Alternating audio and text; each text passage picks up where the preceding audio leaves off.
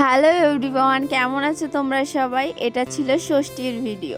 তো আমার দিদি এসছিল, আর আমার বাড়িতে তো আরও আমার দিদিদের আসার কথা ছিলই। এর জন্য আমার মা আমাকে আগে থেকে বলেই দিয়েছিল যে তুই বাজারে গিয়ে বেশি বেশি করে সবজি কিনে নিয়ে আসবি।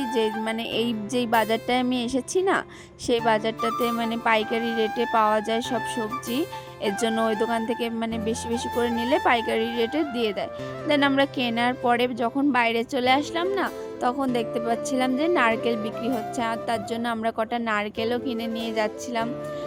এখন যেহেতু পুজোর সময়, সেহেতু নারকেলের নাড়ু তো বানাতেই হবে। এর জন্য আমরা ভাবলাম কটা নারকেল কিনে নিয়ে যাই।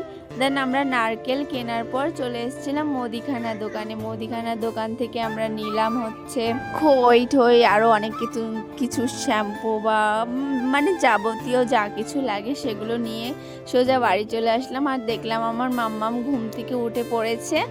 আমরা সকাল সেই 7টার দিকে গেছিলাম, দিয়ে বাড়ি চলে এসেছিলাম। বাড়ি এসে না আমি দেখছিলাম আমার মাম্মাম খেলছে। আমি বলছি আমাকে একটু চা খাইয়ে দাও মাম্মাম। তারপরে দেখো হাতে তুলে আমাকে খাওয়াচ্ছে, ও তো আর বোঝে না, যাই হোক খাইয়ে দিচ্ছিল। তারপর লুচি কিনে নিয়ে আসা হয়েছিল, লুচি খাচ্ছিলাম সবাই মিলে।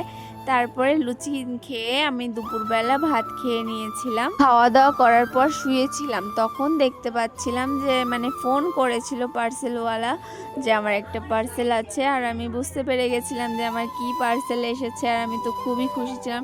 কিন্তু দুঃখের বিষয় হচ্ছে যে জিনিসটা আমি পার্সেল অর্ডার করেছিলাম সেটা আমার ফিটিংস হয়নি। তো যাই হোক বন্ধুরা, সন্ধেবেলা একটুখানি ঘুরতে গেছিলাম, তারপরে ঘুগনি আর আমার পছন্দের কিছু কিছু খাবার খেয়ে আমি সোজা চলে এসেছিলাম বাড়িতে।